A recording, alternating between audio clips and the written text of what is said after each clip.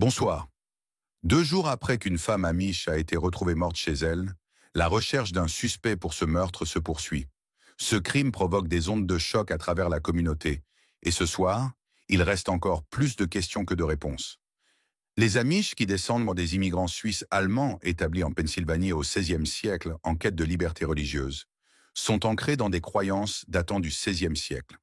Depuis lors, la communauté a conservé ses manières archaïques, mettant l'accent sur la simplicité, l'humilité, le pacifisme et la vie communautaire. La communauté est régie par un ensemble unique de règles et de traditions qui façonnent profondément la vie de ses membres, en particulier des femmes. Ces règlements dictent tout, des pratiques de courtisanes aux vêtements quotidiens, en passant par les limites éducatives. Mais il y a plus que ce qui saute aux yeux. Les Amish gardent un secret depuis 90 ans, mais il est temps que le reste du monde connaisse la vérité. Numéro 20. Pas de boutons pour les femmes. Les femmes Amish adhèrent à un code vestimentaire strict. À quel point est-il strict? Eh bien, elles ne peuvent pas utiliser de boutons sur leurs vêtements. Leur tenue traditionnelle ne comporte aucune trace de boutons. À la place, elles utilisent des épingles droites, des crochets, des œillets et des pressions. Cela reflète les valeurs profondes de la communauté. Pour les femmes Amish, l'habillement est un reflet de leurs croyances et de leurs valeurs. En évitant les boutons, elles évitent l'affichage ostentatoire de la mode et de la richesse. Leurs vêtements simples symbolisent l'humilité et la simplicité, des vertus très estimées dans la culture Amish. Les Amish croient que se faire remarquer par des vêtements élaborés contredit leur principe d'humilité et de pureté. En se débarrassant des boutons, elles maintiennent un profil bas au sein de leur communauté et dans la société en général. Au-delà du symbolisme, la praticité joue également un rôle dans ce choix vestimentaire. Les boutons sont encombrants à réparer, tandis que des alternatives comme les épingles droites et les crochets sont plus faciles à gérer. Les vêtements Amish privilégiant la durabilité à l'esthétique. Le mode de vie Amish contraste fortement avec la culture dominante, où la mode est souvent liée à l'expression de soi et à l'individualité. Alors que de nombreuses femmes modernes adoptent des vêtements décoratifs comme moyen de montrer leur personnalité et leur style, les femmes Amish privilégiant la tradition et la modestie. Cette pratique culturelle non seulement les distingue de la société dominante, mais reflète aussi la force durable de la tradition dans la formation de l'identité Amish. Numéro 19. Coutumes étranges de la nuit de noces. Les mariages Amish sont peut-être les plus uniques qui existent. En contraste frappant avec les rituels de la nuit de noces des sociétés contemporaines, les femmes Amish placent la communauté et la famille au-dessus des plaisirs romantiques immédiats qui accompagnent le mariage. Cette coutume illustre parfaitement l'engagement des Amish envers la famille et le travail acharné avant tout. Contrairement aux couples modernes qui se retirent souvent dans leur propre maison pour commencer leur vie maritale en toute intimité, les couples Amish passent leur première nuit chez un proche, généralement la famille de la mariée.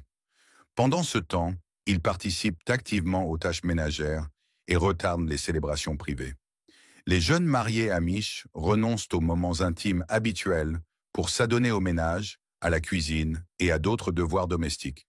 De cette manière, ils montrent leur dévouement au travail acharné et à leur responsabilité familiale dès le début de leur mariage.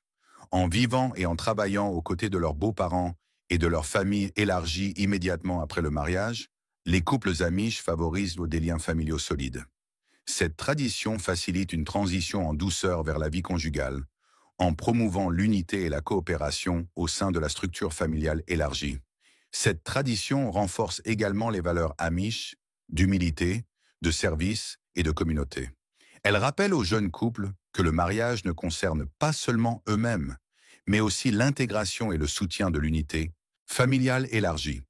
Bien que cela puisse paraître étrange pour les personnes extérieures, cette tradition est unique et pleine de sens parmi les Amish. Elle reflète leurs valeurs profondément ancrées de famille, de travail acharné et de communauté, établissant une base solide pour l'avenir du couple. Numéro 18. Pas d'éducation reproductive. Les communautés Amish adoptent une approche unique de l'éducation reproductive, en particulier pour les jeunes femmes. Elles maintiennent un voile de secret autour de ce sujet en raison de leur engagement envers la modestie, leur respect de la sanctité du mariage et leur désir de protéger les enfants des connaissances mondaines. Dans les écoles Amish, il n'y a absolument aucune discussion sur la reproduction. Au lieu de cela, les enfants apprennent des concepts biologiques de base, tandis que les détails de la reproduction humaine sont omis. Ainsi, ils essaient d'empêcher les enfants de participer à des discussions qui pourraient être perçues comme promiscues ou inappropriées dans le cadre moral de la communauté. En minimisant les discussions sur ce sujet, la communauté cherche à maintenir un sentiment de pureté et de discrétion, en particulier en ce qui concerne des sujets aussi intimes que la création de la vie. Dans la culture amish, le mariage est considéré comme une union sacrée ordonnée par Dieu. En limitant les discussions sur la reproduction, la communauté souligne l'importance du mariage dans le cadre de la procréation. L'idée est de renforcer les valeurs familiales traditionnelles et la signification spirituelle de la naissance de la vie dans les limites du mariage. Malgré l'absence d'éducation formelle sur la reproduction, les jeunes femmes amish acquièrent tout de même des connaissances sur la procréation humaine par des moyens alternatifs. Certaines observent les comportements de reproduction des animaux de la ferme, établissant des parallèles avec la reproduction humaine. D'autres apprennent par des discussions avec les membres de la famille et les adultes plus âgés de la communauté, où l'accent est mis sur la sainteté du mariage et le but divin de la procréation. L'éducation reproductive au sein de la famille est soigneusement réglementée pour s'assurer que la sainteté du mariage et la dimension spirituelle de la procréation sont mises en avant. Ces discussions inculquent des valeurs morales et religieuses liées à la vie familiale et à la continuation de la communauté. Numéro 17. Soumission totale. Dans la communauté amish, les maris assument le rôle de leader dans le mariage. Les femmes, guidées par les enseignements bibliques, leur obéissent. Cette soumission imprègne tous les aspects de la vie des femmes amish, façonnant leurs attitudes, comportements et relations au sein du foyer. Dès leur jeune âge, les femmes amish sont enseignées à vénérer et à se soumettre à leur mari, avec des versets bibliques soulignant ce principe ancré dans leur éducation. Les femmes amish ont un esprit doux et tranquille, conformément aux enseignements bibliques sur la vertu féminine. Elles se soumettent à l'autorité de leur mari en toutes choses, adoptant une obéissance totale au sein du foyer et priorisant les besoins et désirs de leurs époux. Les épouses cherchent les conseils et l'approbation de leur mari avant de prendre des décisions importantes. Cette soumission s'étend à tous les domaines de la vie, y compris les finances, la planification familiale et la gestion du ménage. Les femmes amish consacrent une grande partie de leur énergie à l'entretien du foyer et à la prise en charge des enfants, considérant ces responsabilités comme leurs rôles principaux au sein de l'unité familiale. Elles privilégient le bien-être et l'éducation de leurs enfants, sacrifiant souvent leurs ambitions personnelles ou leurs aspirations pour remplir leurs devoirs de femme et de mère. Bien que cette soumission puisse être perçue comme contrôlante par la société dominante, dans le contexte de la communauté amish, elle est vue comme un aspect fondamental de la vie conjugale et familiale. Numéro 16. La tradition de la construction des granges. La construction des granges est l'un des événements les plus chéris au sein de la communauté amish, symbolisant les valeurs de coopération communautaire, de travail acharné et de tradition. Les hommes, les femmes et les enfants se rassemblent pour construire des granges en une seule journée, en s'appuyant uniquement sur la force humaine et les outils traditionnels. La construction des granges favorise un sentiment d'unité et de solidarité au sein de la communauté amish. De la phase de planification à l'achèvement de la structure, chaque membre contribue de ses compétences et de son travail, renforçant les liens d'amitié et de soutien mutuel. Le processus commence bien avant le jour réel de l'événement, avec une date fixée à l'avance. Le matin de la construction de la grange, les membres de la communauté se rassemblent sur le site désigné, prêts à commencer le travail de la journée. Cette planification minutieuse garantit que chacun est préparé et engagé dans la tâche à accomplir. À leur arrivée, les participants se voient assigner des rôles et des tâches spécifiques. Le travail est réparti entre différents groupes de manière organisée. De l'élévation de la structure à l'installation de la toiture, chaque individu joue un rôle essentiel dans le processus de construction. Cette division du travail garantit l'efficacité et les progrès tout au long de la journée. La communauté n'utilise que des outils traditionnels et la main-d'œuvre manuelle. Dans un monde dominé par la technologie et les machines, la communauté amish maintient des techniques vieilles de plusieurs siècles en utilisant des outils manuels et la force humaine pour construire leur grange. À la fin de la journée, lorsque la grange est fièrement achevée, la communauté se rassemble pour réfléchir à leur réalisation collective.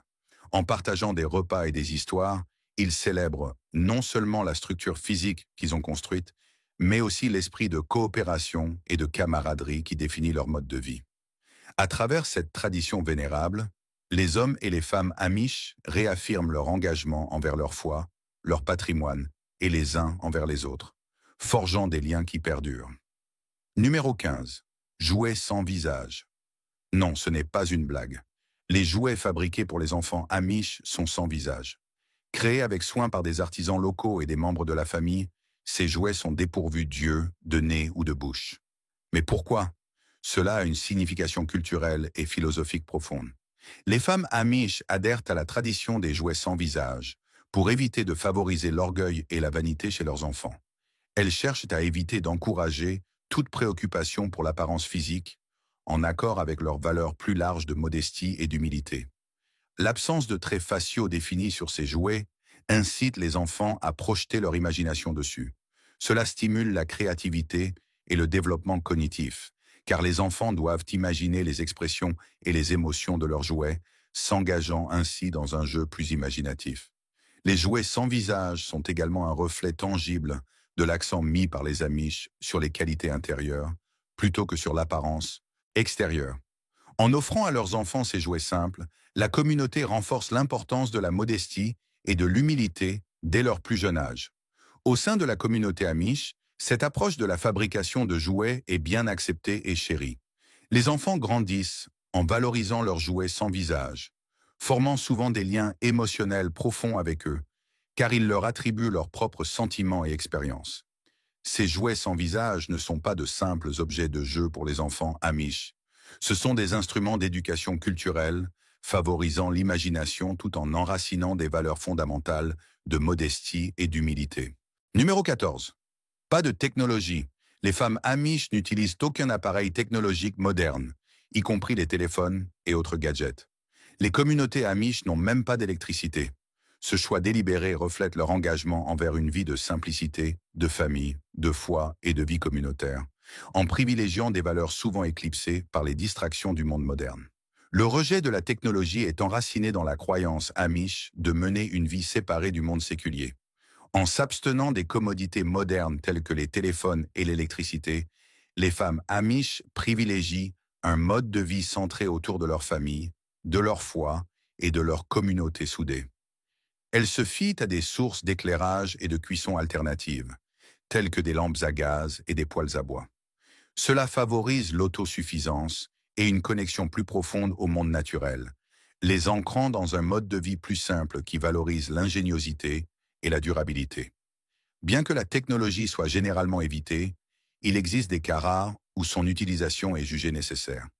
Dans des situations comme les transactions commerciales ou les besoins médicaux, certaines communautés amish peuvent, à contre-cœur, utiliser la technologie moderne pour accomplir des tâches essentielles.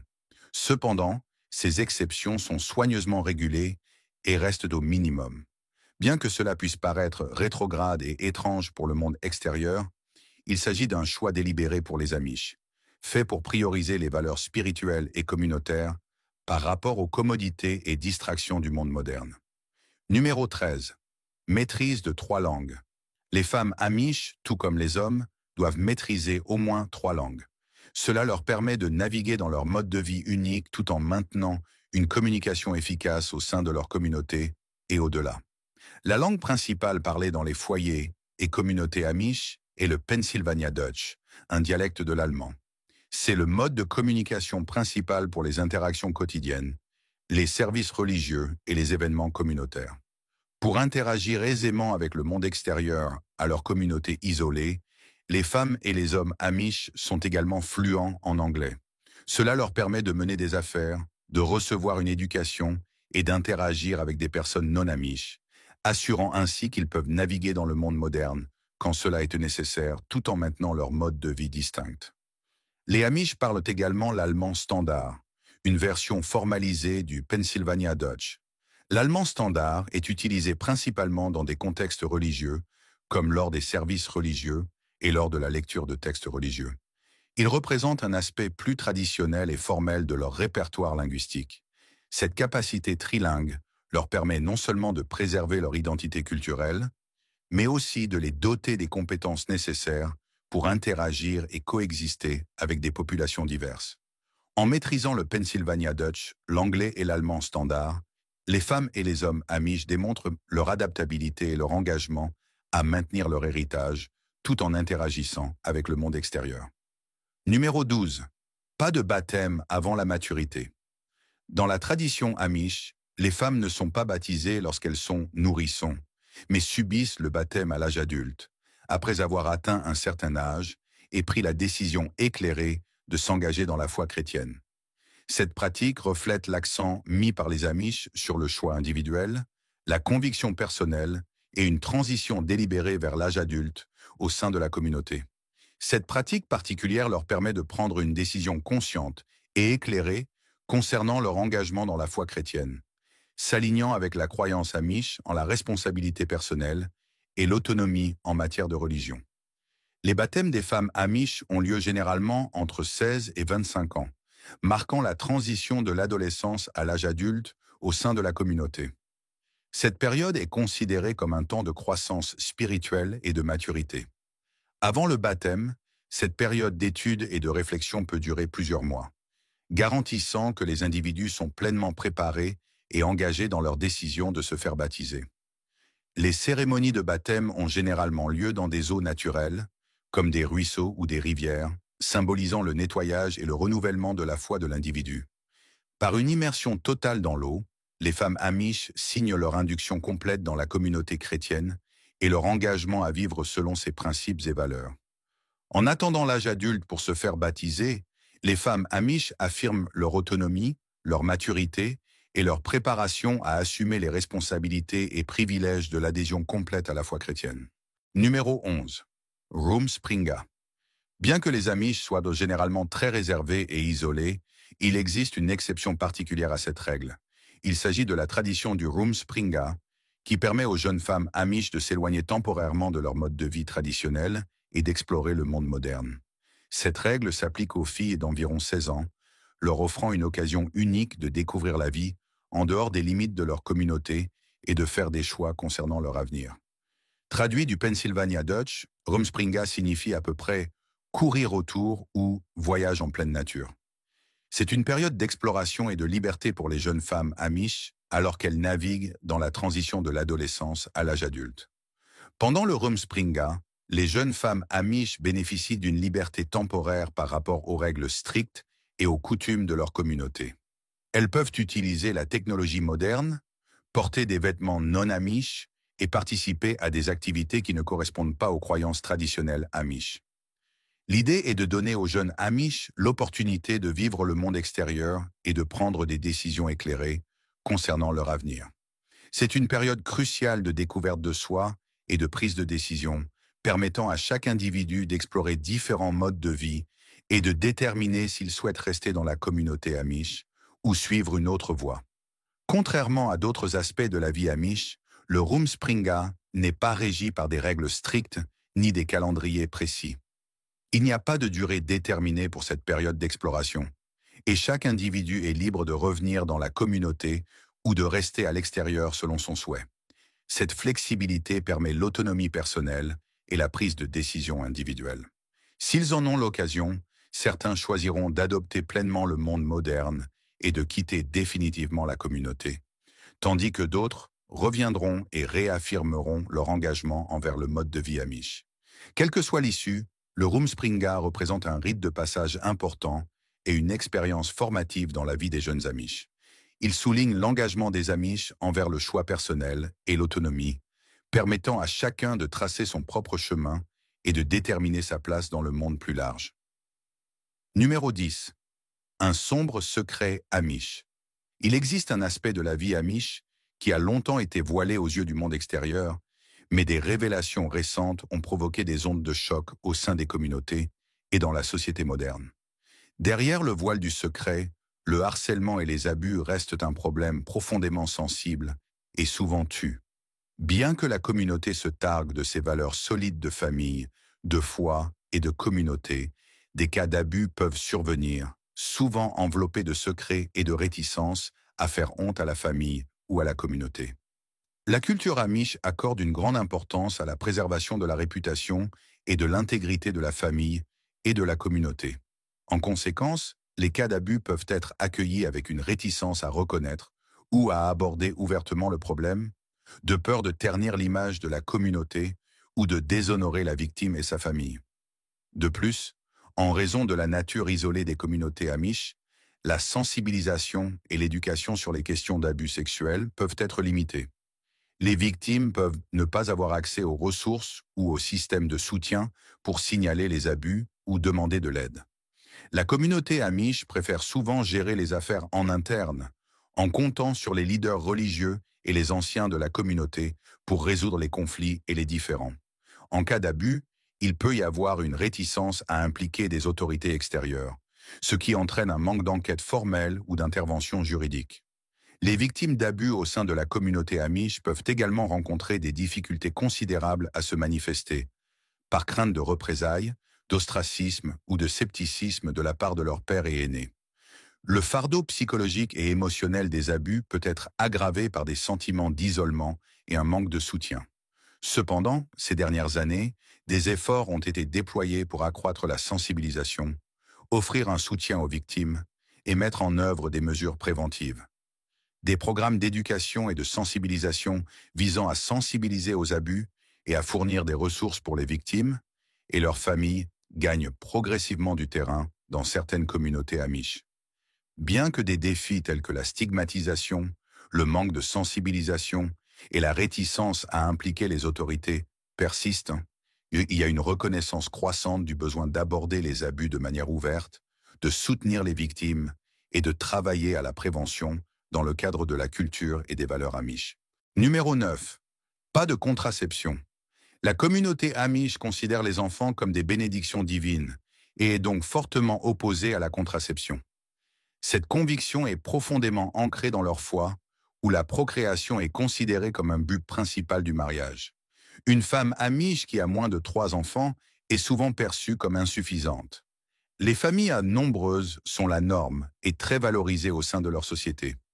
Le mariage dans la communauté amish marque un engagement envers une copulation fréquente, soulignant l'importance de produire des enfants. Cette attente est tellement ancrée que l'on s'attend à ce qu'une femme amish nouvellement mariée commence à avoir des enfants presque immédiatement. Être sans enfant ou exprimer le désir de ne pas avoir d'enfants après le mariage est considéré comme péché et contraire à leurs valeurs religieuses. La communauté estime que refuser d'avoir des enfants va à l'encontre du plan de Dieu et de l'ordre naturel établi par leur foi. L'accent mis sur les grandes familles signifie qu'avoir 7 à 10 enfants n'est pas rare, mais plutôt une taille de famille typique et souhaitée. Cette attente culturelle persiste, quel que soit le désir personnel des parents concernés. La pression pour avoir de nombreux enfants souligne l'engagement de la communauté envers ses principes religieux. Cette pratique reflète également les valeurs plus larges de la communauté amish en matière d'autosuffisance et de soutien communautaire. Les enfants ne sont pas seulement vus comme des bénédictions, mais aussi comme des contributeurs à la main-d'œuvre familiale, aidant à la ferme et aux tâches ménagères dès leur plus jeune âge. Les grandes familles sont à la fois un atout spirituel et pratique, renforçant le mode de vie et le modèle économique de la communauté. Cette approche garantit que les enfants restent au cœur de leur mode de vie, à la fois comme des symboles de la faveur divine et des participants essentiels à leur mode de vie agraire. Numéro 8. Présence obligatoire aux événements communautaires. Dans la communauté amish, assister aux événements communautaires n'est pas seulement un choix, mais un devoir fondamental que tous les membres, y compris les femmes, doivent remplir. Ces rassemblements, appelés Gay Mind Chef ou événements communautaires, favorisent un sentiment d'unité, renforcent les liens sociaux et maintiennent la cohésion de la communauté. Les femmes amish doivent assister à tous les événements communautaires sans exception, qu'il s'agisse d'un service religieux, d'une réunion de quilting ou d'une construction de grange. La participation à ces rassemblements est considérée comme obligatoire et non négociable au sein de la communauté. Les événements Gemeinschaft jouent un rôle crucial dans le tissu social de la communauté amish, servant d'occasion pour renouveler les amitiés, socialiser avec les autres membres et favoriser un sentiment d'unité et d'appartenance. Ces rassemblements offrent des opportunités pour partager des histoires, échanger des rires et tisser des liens essentiels au sein de la communauté. La présence aux événements communautaires garantit que les individus restent connectés et responsables vis-à-vis de leurs pairs. Le sentiment omniprésent de surveillance communautaire agit comme un moyen de dissuasion contre les comportements indésirables, car les commérages et les rumeurs peuvent facilement se propager dans de tels cercles fermés. Au-delà de leur signification sociale et culturelle, les événements communautaires servent également des objectifs pratiques, comme faciliter les connexions d'affaires et même offrir des opportunités de rencontres. De nombreuses femmes amish trouvent leur partenaire de vie par le biais de ces interactions, ce qui souligne la nature multifacette des événements Gemeinschaft. Ainsi, en donnant la priorité à ces rassemblements, les femmes amish réaffirment leur engagement envers leurs valeurs, traditions et interdépendances communes, tout en récoltant les bénéfices des interactions sociales et du soutien communautaire. Numéro 7, elles ne peuvent pas divorcer. La communauté amish défend l'idée de la permanence du mariage. Il n'y a absolument aucune place pour le divorce. Cette croyance est enracinée dans leur interprétation des vœux de mariage, où l'aspect « jusqu'à ce que la mort nous sépare » est pris très littéralement. Le mariage parmi les amish est un engagement à vie, et il n'existe aucune disposition pour un divorce dans leur cadre religieux. De plus, toute tentative de dissolution d'un mariage est confrontée à des conséquences sociales sévères. Si une femme amish cherche à divorcer, les implications sont profondes. Non seulement le divorce est interdit, mais toute personne amish qui divorce ne peut pas se remarier, car cela serait considéré comme un adultère. Cette position inflexible exerce une pression immense sur les individus pour qu'ils restent dans leur mariage, indépendamment de leur bonheur personnel ou de leur compatibilité. Bien que techniquement, le divorce ne soit pas totalement interdit sur le plan personnel, il est tellement stigmatisé que le poursuivre entraînerait l'ostracisme de la communauté. Une personne amish qui divorce serait exclue, une forme d'exclusion sociale qui consiste à être coupée de la famille, des amis et de la communauté amish dans son ensemble. C'est un puissant moyen de dissuasion. Pour beaucoup, l'idée d'être coupé de leur communauté et de leur réseau de soutien est profondément traumatisante. Cette peur de l'isolement et de l'inconnu contribue à la très faible incidence des divorces parmi les amish. Cependant, malgré la faible fréquence des divorces formels, les séparations deviennent plus courantes, ce qui indique que certains individus trouvent des moyens de faire face à l'insatisfaction conjugale dans les limites de leur environnement culturel et religieux. Numéro 6. Pas de rencontre. La courtoisie dans la communauté amish suit un chemin distinctif qui privilégie la pureté, l'honneur et les valeurs traditionnelles. Il n'y a donc pas de place pour les rencontres. Cette approche, bien que perçue comme restrictive par certains, joue un rôle crucial dans la préservation de la pureté et de l'intégrité des femmes amish alors qu'elles naviguent sur le chemin du mariage. Au cœur de la courtoisie amish se trouve la préservation de la pureté sexuelle. Les femmes amish chérissent leur chasteté comme un honneur sacré. Elles réservent leurs affections exclusivement pour leur futur mari. Plutôt que de s'engager dans des rencontres occasionnelles, les couples amish entament un processus de courtoisie formelle, guidé par la tradition, l'implication de la famille et la surveillance de la communauté. Cette approche structurée garantit que les intentions des deux parties sont claires et que la courtoisie se déroule avec le plus grand respect et la plus grande décence. La courtoisie implique la participation active des deux familles, les parents jouant un rôle crucial dans l'évaluation de la compatibilité du couple potentiel et dans l'octroi de leur consentement pour que la relation progresse. Cette implication familiale favorise la responsabilité et renforce l'importance des valeurs familiales. Les couples interagissent principalement dans des lieux publics, respectant les attentes de la communauté en matière de modestie et de décence. Même dans des cadres privés, des précautions sont prises pour éviter les situations qui pourraient compromettre leur pureté, comme la mise en place d'un mur en bois sur un lit partagé pour maintenir une distance physique. Lorsque le couple est jugé prêt pour le mariage, une cérémonie de mariage simple est organisée en présence de toute la communauté amish. Cette célébration communautaire marque non seulement l'union du couple, mais réaffirme également leur engagement envers les valeurs et les traditions soutenues par la communauté dans son ensemble. Numéro 5. L'ostracisme.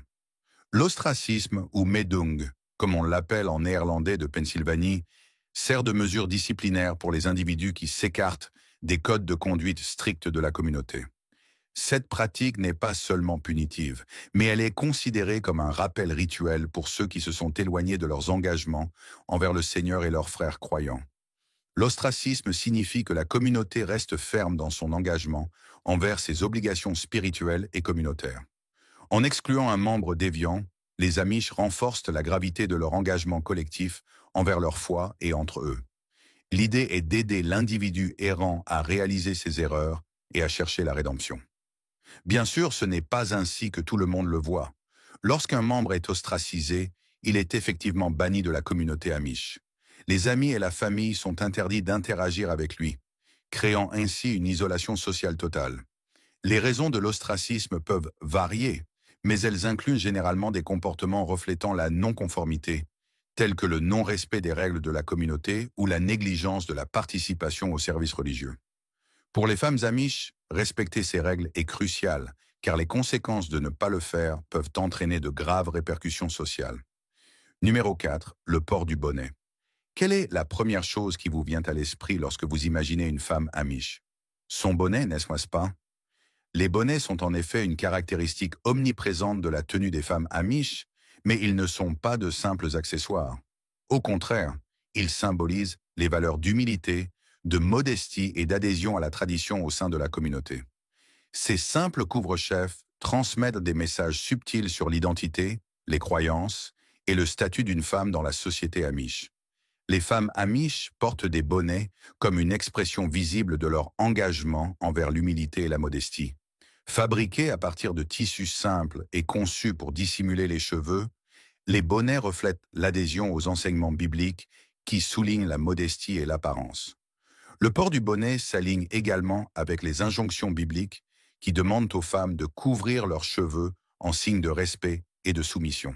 En portant des bonnets, les femmes amish démontrent leur obéissance aux principes religieux et leur engagement à vivre selon les enseignements bibliques.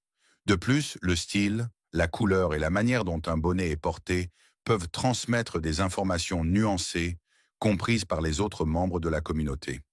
Les bonnets offrent également des avantages pratiques pour les femmes amish.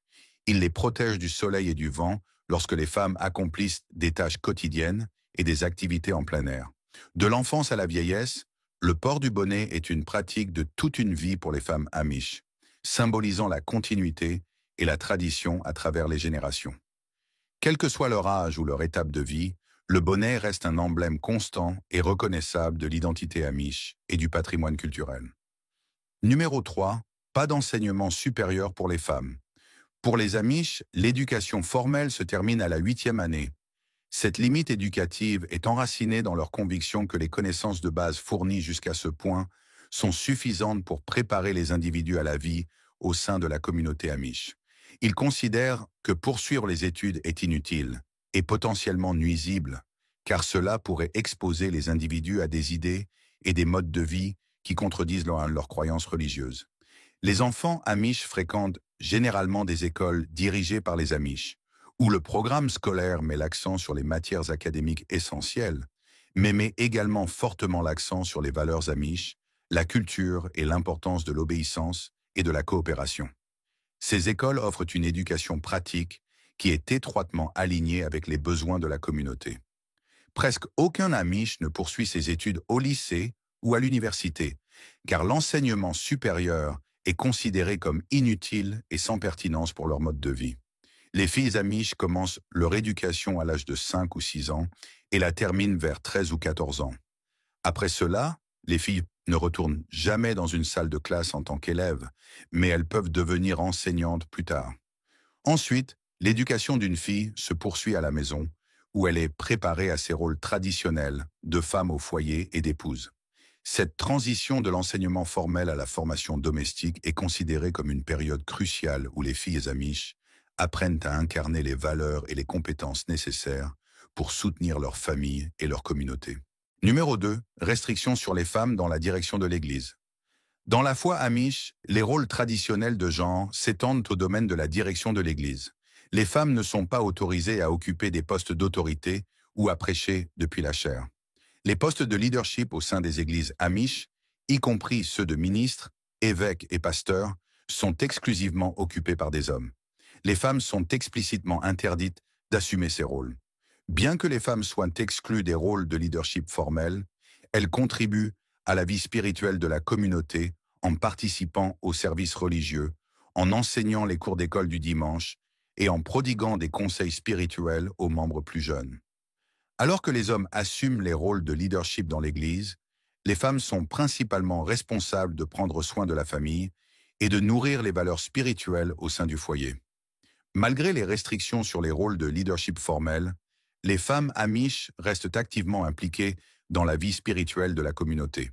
Elles démontrent leur engagement envers la foi par leur participation active aux activités religieuses, à l'enseignement et à la promotion de la croissance spirituelle parmi les membres de la famille et la communauté plus large. Numéro 1. Pas de repos, même pendant la grossesse. Les femmes amish sont renommées pour leur travail acharné et leur résilience, travaillant du matin au soir sans repos, même pendant la grossesse. Contrairement à de nombreuses sociétés modernes, où la grossesse justifie souvent des soins spéciaux et une réduction de la charge de travail, les femmes amish continuent leurs tâches quotidiennes comme d'habitude. La grossesse n'est ni annoncée publiquement, ni ouvertement discutée, et la communauté respecte une règle tacite de ne pas la reconnaître. Les soins prénatals chez les amish sont minimaux. Il n'est pas rare que les femmes amish continuent de travailler chez elles ou à la ferme jusqu'à ce qu'elles soient en travail actif. L'idée de visite à l'hôpital pour l'accouchement est pratiquement inconnue et il n'y a pas de fête prénatale. Les bébés naissent à la maison, généralement sur le lit familial, avec les services d'urgence appelés uniquement si cela est absolument nécessaire.